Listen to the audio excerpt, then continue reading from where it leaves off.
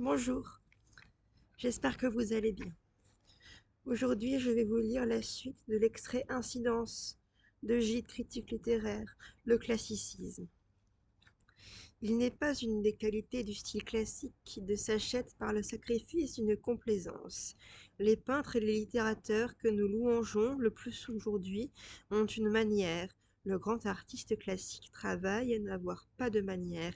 Il s'efforce par la banalité. S'il parvient à cette banalité sans effort, c'est qu'il n'est pas un grand artiste. Parbleu, l'œuvre classique ne sera forte et belle qu'en raison de son romantisme dompté.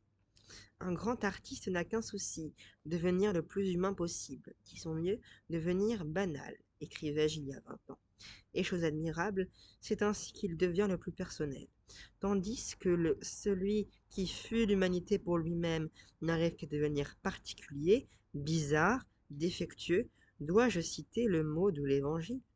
Car je ne pense pas le détourner de son sens. Celui qui veut sauver sa vie personnelle, la perdra, mais celui qui veut perdre la sauvera, ou pour traduire plus exactement le texte grec, la rendra vraiment vivante. J'estime que l'œuvre d'art accomplie sera celle qui passera d'abord inaperçue, qu'on ne remarquera même pas, où les qualités les plus contraires, les plus contradictoires en apparence, force et douleur, tenue et grâce, logique et abandon, précision et poésie, respireront si aisément qu'elles paraîtront naturelles et pas surprenantes du tout. Ce qui fait que le premier des renoncements à venir de soi, c'est celui d'énoncer, d'étonner ses contemporains. Aujourd'hui, le mot classique est un tel honneur, on le charge aujourd'hui d'un tel sens, que peu s'en faut qu'on appelle classique toute œuvre grande et belle. C'est absurde.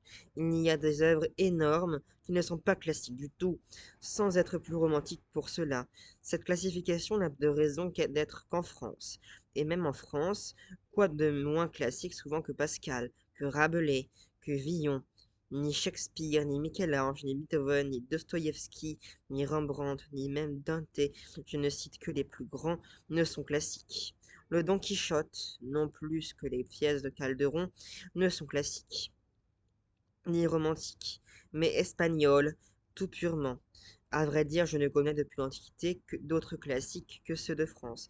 Si toutefois j'accepte Goethe, et encore, il ne devenait classique que par imitation des anciens.